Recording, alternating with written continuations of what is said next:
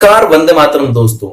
किस प्रकार से वामपंथी लोग हमारे ब्रेन को वॉश करते हैं और यूथ्स को डाइवर्ट करते हैं और उनको इस प्रकार के फिगर्स और डाटा शो करते हैं कि यूथ उसी को सच मान बैठते हैं और उनको फॉलो करते हैं। वामपंथी पहले ये छेड़छाड़ करते थे इतिहास के साथ और कुछ साहित्यों के साथ। इसके बाद वो यूट्यूब पे आए, क्योंकि आज टेक्नोलॉजी का जमाना है तो यूट्यूब के माध्यम से अपने प्रोपेगेंडा चला रहे हैं। अभी हम बात करते हैं ध्रुव राठी जी की। ध्रुव राठी जी ने केरल को ग्लोरीफाई किया है। उन्होंने कहा है कि केरल इस देश की सबसे बेस्ट स्टेट है जिसने कोरोना की जंग में जीत हासिल की है और सारे राज्यों को इससे सीखना चाहिए। उन्होंने इस प्रकार के फिगर्स और डाटा शो किए हैं कि एक आम आदमी को देखने पे उस पर यकीन होगा और केरल की सरकार को वो थम्स अप देगा। लेकिन केरल में जो सरकार है वो वामपंथी सरकार है और भाई साहब वामपंथी सरकार को इस प्रकार से ग्लोरीफाई करेंगे तो लोगों के दिमाग में आएगा, यूथ्स के दिमाग में आएगा कि ऐसी सरकार हमें मिलनी चाहिए। लेकिन केरल के जितने भी उन्होंने फैक्टर्स रखे हैं उन सब का आज हम एनालिसिस करते हैं और आपको समझाने की कोशिश करते हैं कि इसके पीछे क्या रीजन था। उन्होंने सबसे पहला रीजन दिया है कि केरल ने जो ये जंग जीती है वो बेस्ट मेडिकल इंफ्रास्ट्रक्चर की वजह से जीती है। लेकिन मेडिकल इंफ्रास्ट्रक्चर यहां पे सेकेंडरी रीजन है, प्राइमरी रीजन मेडिकल इंफ्रास्ट्रक्चर नहीं है। प्राइमरी रीजन कुछ और है जो हम आगे डिस्कस करेंगे। अगर मेडिकल इंफ्रास्ट्रक्चर बेस्ट रीजन होता तो मैं आपको बात बताता हूं, अमेरिका को आप देखिए, आप इटली को देखिए, वहां की मेडिकल इंफ्रास्ट्रक्चर सबसे बेस्ट है, उसके बावजूद वो लोग जीत नहीं पाए।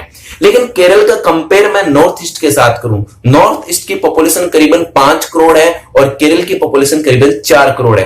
केरल का मेडिकल इंफ्रास्ट्रक्चर नॉर्थ ईस्ट से बहुत ही बेहतरीन है। इसके बावजूद नॉर्थ ईस्ट में 100 ही कोरोना पेशेंट मिले हैं, वो केरल 300% कम पेशेंट है नॉर्थ ईस्ट में केरल के मुकाबले। लेकिन ध्रुव राठी के हिसाब से ये बात की जाए तो फिर नॉर्थ ईस्ट को फर्स्ट पोजीशन मिलनी चाहिए। लेकिन कुछ और भी फैक्टर्स इसमें वेरी करते हैं, उनके बारे में हम बात करेंगे।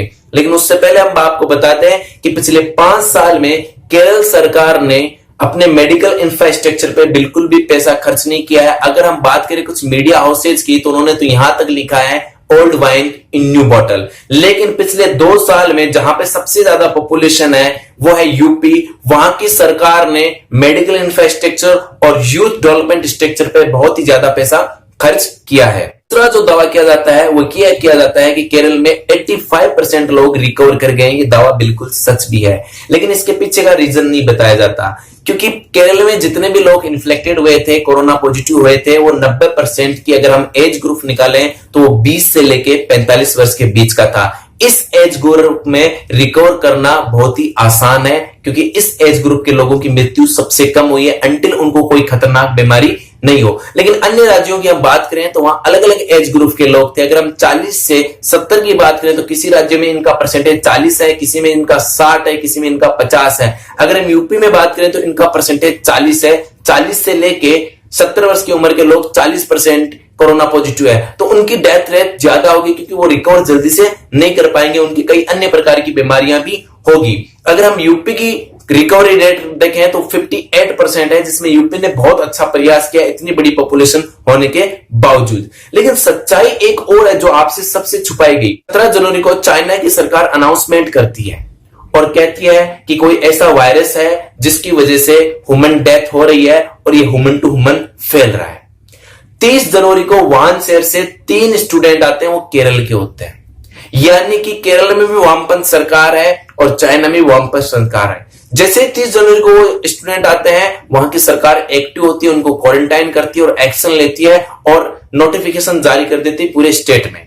लेकिन ऐसा कोई नोटिफिकेशन कोई अन्य स्टेट नहीं कर पाते, क्योंकि उन बेचारों को पता ही नहीं होता। यहां तक राजस्थान की बात करें तो मार्च में लोग घूम के चले गए थे, राजस्थान सरकार को पता ही नहीं था और किसी ने ऐसा सोचा भी नहीं था।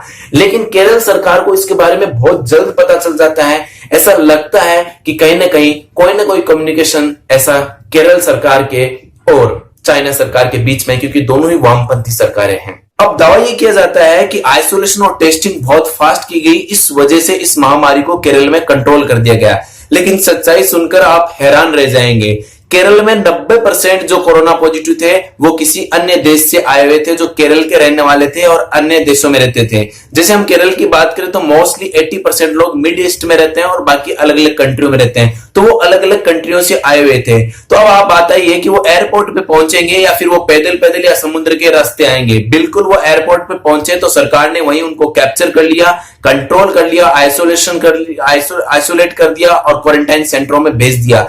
लेकिन बात करें अन्य राज्यों की, जैसे यूपी और बिहार की बात करें तो वहां से हजारों रास्ते थे मजदूरों के घुसने के और उनको रोका नहीं गया, और उनको रोकने का कोई ऐसा इस सिस्टम भी सरकारों के पास तैयार नहीं था। अगर हम बात करें कंपैरिजन की 21 करोड़ की आबादी के साथ 4 करोड़ की, तो 21 करोड़ की आबादी को हैंडल करना बहुत हार्ड काम है 4 करोड़ के बजाय। और दूसरा इतना इजी मेथड था कि जितने भी लोग आए थे वो सब बाहर से आए थे, तो स्क्रीनिंग उनकी आसानी से हो गई क्योंकि वो एयरपोर्ट पे पहुंचे तो उनको कैप्चर कर लिया गया, कंट्रोल उन पे आसानी से रहा। लेकिन अन्य सरकारें ऐसा नहीं कर पाई, मोस्टली यूपी और बिहार की सरकारें, क्योंकि यहाँ पे जो आने वाले थे वो किसी एयरपोर्ट के थ्रू नहीं, वो अलग अलग रास्ते से आने वाले थे, ऐसे ऐसे रास्ते जिनको सीज में नहीं किया जा सकता। पुलिस महकमा ज्यादा से ज्यादा हाईवे सीज कर सकता है, लेकिन छोटी छोटी गलियां या छोटी छोटी सड़कें या छोटे छोटे रास्ते या जंगली रास्तों को सीज नहीं कर सकते। लेकिन फिर भी इसके बावजूद भी केरल को ग्लोरीफाई किया, जहां पे 90% जो पेशेंट थे वो बाहर से आने वाले थे। यानी केरल में एक्चुअली ये फास्ट काम इसलिए हुआ कि उनको क्वारंटाइन इजी से किया गया, और ये काम केरल की अकेली सरकार ने नहीं किया है, भारत में हर राज्य की सरकार ने काम बेखूबी से निभाया। अगर हम राजस्थान की बात करें तब भी उन्होंने बहुत ही स्पीडली ये काम किया है बाहर से आने वालों पे, लेकिन राज्य के अंदर जो दूसरे राज्य से आए हैं उन पे ये कार्रवाई बहुत ही कम हो पाई है। केरल के जो लोग हैं वो अन्य राज्यों में कम काम करते हैं। इसका एक और एग्जांपल देते हैं, जितने भी लोग पहाड़ी इलाके में, जैसे हमने नॉर्थ ईस्ट की बात की, वो अन्य राज्यों में काम नहीं करते हैं, तो आप देखिए वहां पे बहुत ही कम केसेस हैं। लेकिन जो अन्य राज्यों में काम करते हैं, जैसे महाराष्ट्र में अचानक बूम आ गया था, तो महाराष्ट्र में बहुत सारे ऐसे लोग हैं जो बिहार के हैं, जो गुजरात के हैं, जो यूपी के हैं, वो वहां पे काम करते हैं, तो उनमें इन्फेक्शन की संभावनाएं ज्यादा थी। यहाँ पे हम आपको एक चार्ट दिखा रहे हैं, इस चार्ट में साफ साफ आपको नजर आ रहा है कि महाराष्ट्र में 35,668 रजिस्ट्रेशन हो चुके हैं, मतलब केस के टेस्ट हो चुके हैं। राजस्थान में 28,000 केस के टेस्ट हो चुके हैं, लेकिन केरल में 14,900 के समथिंग टेस्ट हुए हैं। अगर हम तुलना करें इनकी तो केरल के अंदर टेस्टेज कम हुए हैं, यानी केरल में और राज्यों के बजाय टेस्ट कम किए गए हैं। तो फिर हम ये किसको कैसे बोल दें कि यहाँ पे जो आइसोलेशन और टेस्टिंग है वो बहुत फास्ट की गई? नहीं, यहाँ पे आइसोलेशन और टेस्टिंग फास्ट इसलिए हुई कि यहाँ पे इजिली उनको कैप्चर कर लिया गया, जकड़ लिया गया, पकड़ लिया गया उनको। यहाँ पे एक आदमी ही बहुत आसानी से काम कर सकता था, लेकिन अन्य राज्यों की बात करें तो वहां पे एक एक पूरी टीम तैयार करनी पड़ी डॉक्टर्स को घर पे भेजने की, ताकि इसको कंट्रोल किया जाए। दूसरा, यहाँ पे एक और हम आपको चार्ट दिखा रहे हैं। इस चार्ट में आप साफ साफ देख सकते हो कि किस राज्य में कितनी टेस्टिंग लैब है, यानी कि जिस केरल की आप बात कर रहे हो इस केरल में सबसे कम टेस्टिंग लैब है, बजाय और राज्यों की हम तुलना के साथ बात करें तो और राज्यों की तुलना में केरल के अंदर कम टेस्टिंग लैब है। आप यहां देख सकते हो कि उत्तर प्रदेश के अंदर 22 है, महाराष्ट्र में 34 है, तमिलनाडु में 37 है, आंध्र प्रदेश में मैक्सिमम है 51 है। लेकिन बात करें केरल की, उसमें से 15 टेस्टिंग लैब है, उनमें से 6 testing lab private testing lab है, यानी कि 6 प्राइवेट टेस्टिंग लैब है केरल के अंदर। अगर इसका परसेंटेज निकालें तो ये करीबन 40% प्राइवेट लैब टेस्टिंग है, और दिल्ली में तो ये करीबन 90% प्राइवेट लैब टेस्टिंग है। इसमें ध्रुव राठी जी ने एक बात मेंशन की थी कि प्राइवेट के अंडर और कर दिया गया है, ये प्राइवेटाइजेशन कर दिया गया है, इसलिए गरीबों को लूटा जा रहा है, लाख लाख रुपए कोरोना टेस्ट के लिए जा रहे हैं। तो फिर आप दिल्ली की बात क्यों नहीं करते? क्योंकि प्राइवेट कंपनियां तो सबसे ज्यादा दिल्ली में है।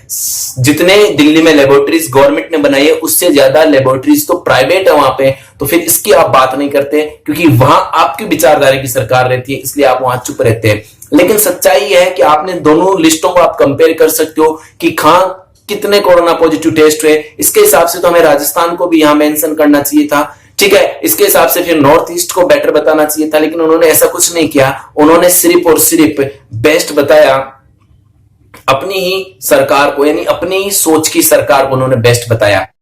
तो ये किया जा रहा है कि कम्युनिटी सपोर्ट बहुत अच्छा था। इसके पीछे रीजन भी बता रहा है कि केरल की जो सरकार है वो अपनी कम्युनिटी यानी अपने लोगों के साथ बहुत फ्रेंडली बिहेवियर है, इसलिए लोगों ने बढ़ चढ़ के भाग लिया। लेकिन अन्य राज्यों की सरकार जैसे बीजेपी शासित प्रदेश है, वहां की सरकारें तो कम्युनिटी को दबा के रखती है, इसलिए उन लोगों ने भाग नहीं लिया। लेकिन हम आपको बता दें, यूपी जैसी जगह पे सरकार का समर्थन करने में आपको पता है कितने लोग रोड पे उतरे थे, किस प्रकार से उन्होंने समर्थन किया था, किस प्रकार से धार्मिक स्थानों पे जाके उन्होंने धार्मिक वंदनाएं की थी, किस प्रकार से कोरोना वॉरियर्स पे अटैक किया था। यानी कि यूपी के अंदर हम बात करें 100% के हिस्से के हिसाब से तो 90% जो लोग अटैकर्स थे, जो जिस हिसाब से कोरोना वॉरियर्स को बीच में रोक रहे थे, वो 90% लोग मुस्लिम कम्युनिटी से थे।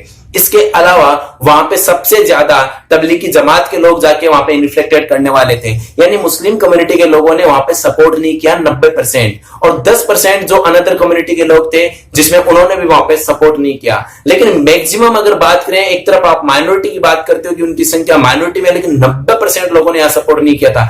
राजस्थान में कांग्रेस की सरकार है, वहां पे भी कुछ जगह मुस्लिम कम्युनिटी ने सपोर्ट नहीं किया था, जिसका सबसे बड़ा एग्जांपल है राजस्थान की राजधानी जयपुर, जो रामगंज इलाका है वो पूरा मुस्लिमों का इलाका है। अब आप कोरोना के टाइम क्या मुस्लिम हिंदू कर रहे हो, ये तो बहुत गलत बात है। तो आप एक तरफ सच्चाई दिखाने से क्यों डर रहे हो? आप कहते हो कम्युनिटी सपोर्ट कर रही है केरल की, क्योंकि केरल की सरकार का तो बहुत अच्छा प्रेम है। तो फिर यहां पे राजस्थान की सरकार ने कौन सा उनसे अहित कर दिया था, या फिर यूपी की सरकार ने उनका कौन सा ऐसा अहित कर दिया था कि वही लोग आगे निकल के आए? ऐसे मंदसौर के अंदर भी निकल के आए, जिस हिसाब से डॉक्टर्स पे अटैक हुआ, तो 90% मुस्लिम कम्युनिटी के लोगों ने अटैक किया और 10% अनदर कम्युनिटी के लोगों ने भी अटैक किया।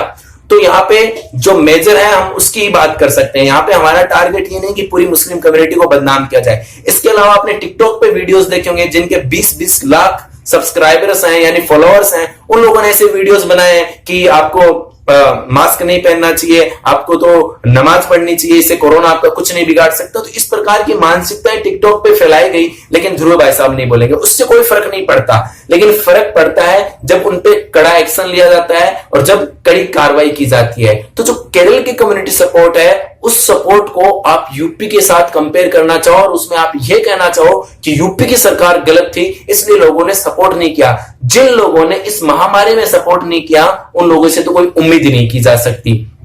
फिर भाई साहब ने चुपके से ही आरोग्य सेतु ऐप को बदनाम करने का प्रयास किया और यह करवाया शुक्ला जी, वहां पे एक डॉक्टर थे। अभय शुक्ला जी ने बिल्कुल आरोग्य ऐप के बारे में बताया जैसे वो इसके बहुत बड़े एक्सपर्ट हो, और उन्होंने कहा कि ये आरोग्य ऐप बहुत ही खतरनाक है, इससे डाटा चोरी होते हैं। लेकिन उन्होंने ये नहीं कहा कि चाइनीज कंपनी की वो ऐप जैसे टिकटॉक, हेलो, वो आपके वीगो जो आपके डाटा चुरा रही है, आपके पर्सनल डाटा, आपकी इमेज के एक्सेस के बाद आपके कॉन्टेक्ट एक्सेस कर रही है, आप उसके बारे में बात ही नहीं करते। और ये सारे के सारे जो मैंने बात बताई, ये सारी की सारी मैं डिस्क्रिप्शन में डाल रहा हूं, आप वहां पे ये आर्टिकल पढ़ सकते हो कि चाइनीज ऐप ये कितनी खतरनाक है। लेकिन ध्रुव जी को वो समझ में नहीं आता। लेकिन ये जो आरोग्य सेतु ऐप है, ये किसी को ई पास दिलाने में मदद कर रही है, ये बताने में मदद कर रही है कि आपके आसपास में कोई कोरोना पेशेंट है या नहीं है, तो बहुत ही दर्द होता है। लेकिन इससे सबसे बड़ा जो राहुल गांधी जी को दर्द हुआ ना, वो डाटा चोरी का नहीं हुआ है, वो इस चोरी का हुआ है कि जैसे कोई इन्फ्लेक्टेड पर्सन मिलता है इसके ऊपर आपके आसपास, तो उसका एरिया बताया जाता है और एरिया से अंदाज लगा लिया जाता है कि किस कम्युनिटी से बिलोंग करता है या किस कम्युनिटी से बिलोंग नहीं करता।